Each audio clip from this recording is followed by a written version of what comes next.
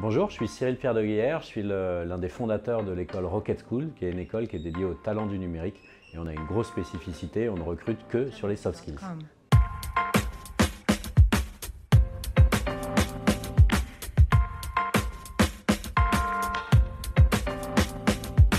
Sur Rocket School, notre principale problématique, c'est d'identifier les meilleurs candidats.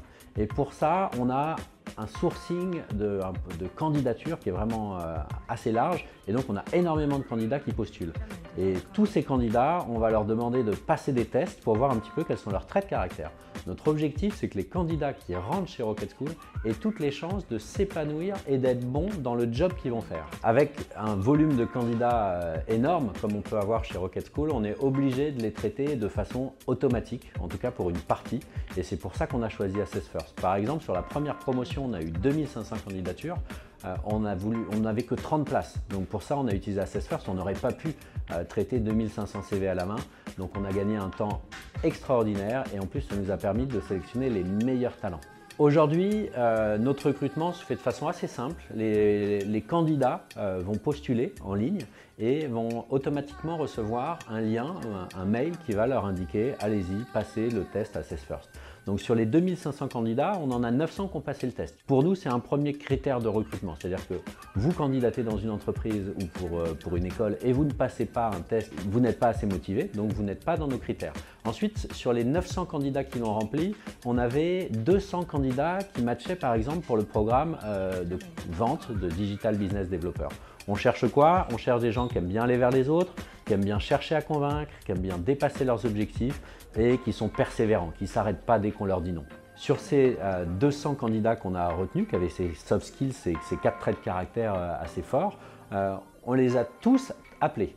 Et derrière, en fait, l'humain va reprendre un petit peu la main.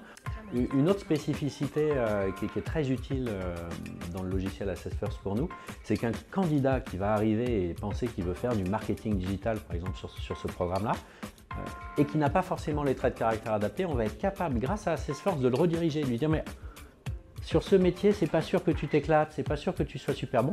Par contre, pourquoi tu n'irais pas voir le métier de Digital Business Developer ou de chargé de développement commercial? En fait, l'outil va nous permettre de mapper en fait, ou en tout cas de rediriger les profils des candidats vers un job où ils auront toutes les chances de s'éclater.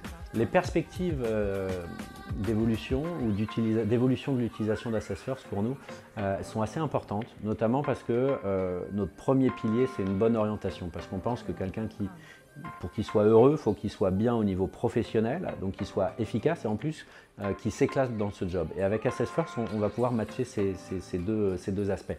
Et donc, le next step pour nous, c'est d'automatiser en utilisant l'API d'Assess First.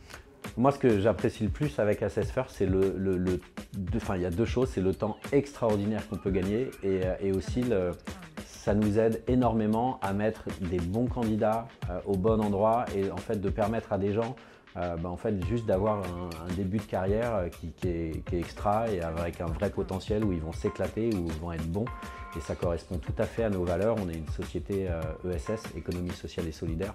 Et donc pour nous, Assess First est un vrai pilier fort pour aller dans cette direction et pour aider les gens à être au mieux.